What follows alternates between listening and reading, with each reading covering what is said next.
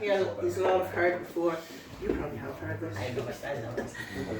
You've heard this before, but my mum used to tell us this going to bed at night and all right, and we friggin' love this story. And what was it now? What is it? I just want, for anybody, sensitive souls here, I want to just reassure you, Linda, there's no bad words in this story, right? Okay, and just right. Okay. Once upon a time, in a country, car away, there lived a gun girl, and her name was Rindercella. Now, when Rindercella was very young, her daughter died, and her mother married again. And her mother married a wild woman, right? A very wild woman indeed. And she had two daughters of her own, and they became Rindercella's struggly stepsisters.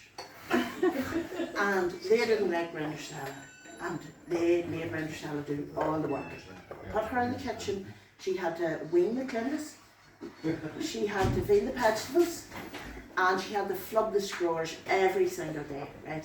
And one day the word went all around the kingdom. The prancing hince was throwing a bouncy fall, right?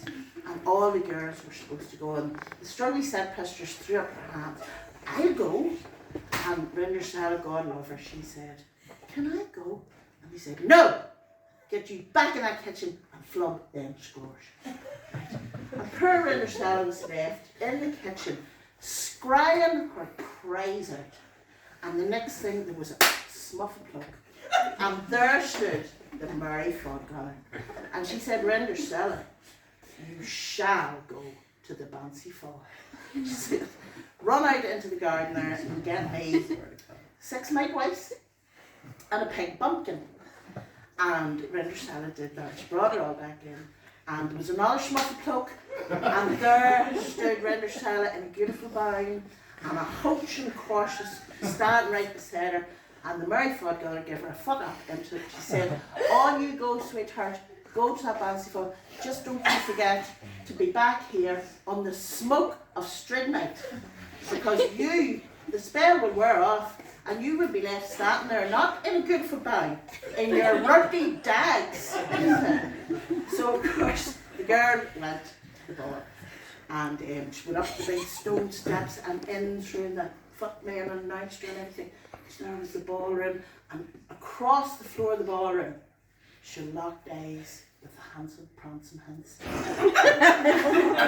And the two of them just came together like they were on magnets, and they just fell together and danced the night away. And of course, Rindercella forgot the time.